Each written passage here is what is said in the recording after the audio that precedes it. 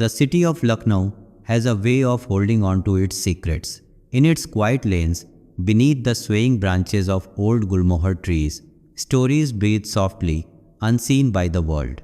And in one such lane, bordered by faded brick walls and the lingering fragrance of jasmine, lived Neha. Hello, I am Amit and welcome to Heartwarming Fables, where every story touches your soul and leaves you with a smile. Neha's life was, in many ways, simple.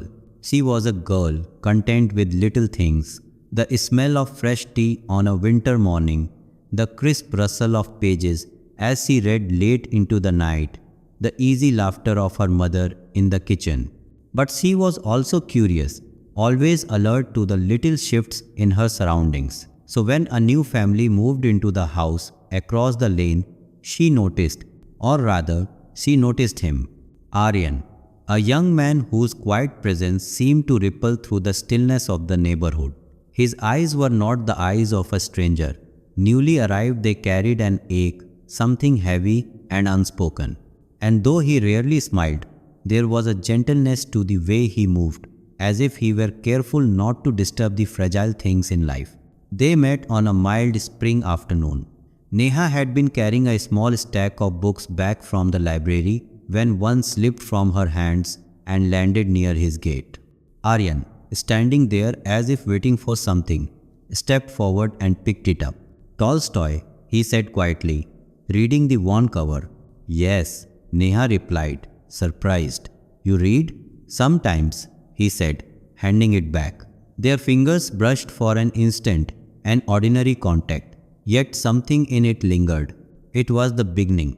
Over the weeks, they began to talk more.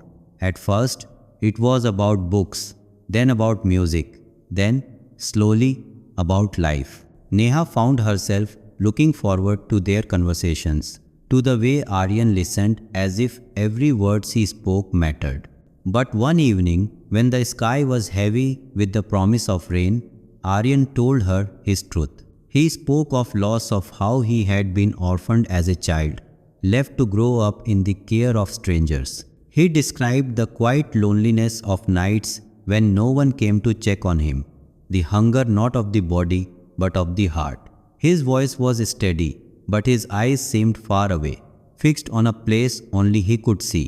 Neha listened, and something in her heart shifted. She wanted to take away the years of cold silence that had shaped him, to give him a place where he could rest without fear. Her family, too, felt it.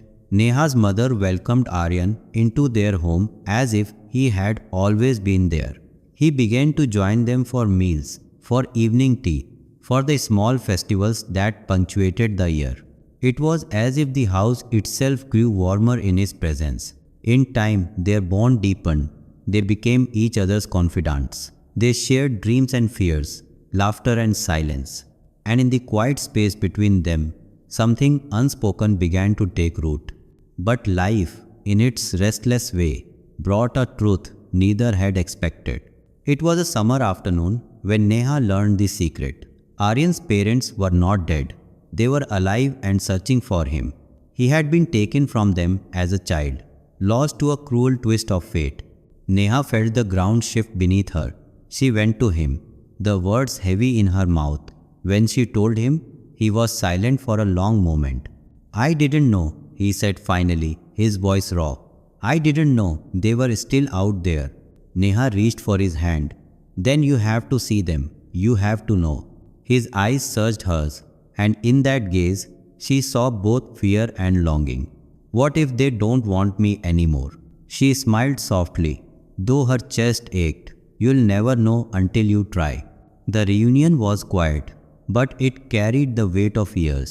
Aryan's parents held him as if they could make up for all the lost time in a single embrace. And though joy filled the air, Neha felt a small ache, knowing this meant he would no longer need her in quite the same way. Yet, their friendship didn't fade. Aryan visited often.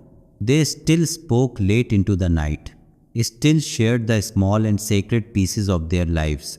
Then came another change. Neha's family had to move to a different city. The day she told Aryan, they sat together under the old gulmohar tree, the petals falling around them like slow rain. "Promise me we won't lose this," she said. "We won't," he replied, his voice certain. Distance did not break them. Calls, messages, unexpected visits, they found ways to stay connected. Years passed. Neha completed her studies, began a career. Aryan joined his parents' business, reshaping it with quiet ambition. And then, one day, Neha returned to Lucknow for a meeting. They met at a small cafe tucked away in a side street. And when their eyes met, time seemed to fold in on itself. They talked for hours about the past, about who they had become, about how the threads of their lives had remained tangled together despite everything. In that moment, Neha realized the truth. She had never stopped loving him, and in the way Aryan looked at her, she knew he felt the same. The weeks that followed were a quiet awakening.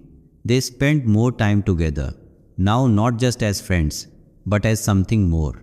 There were moments when his hand would linger in hers, when his voice would drop to a whisper as if the world beyond them didn't exist.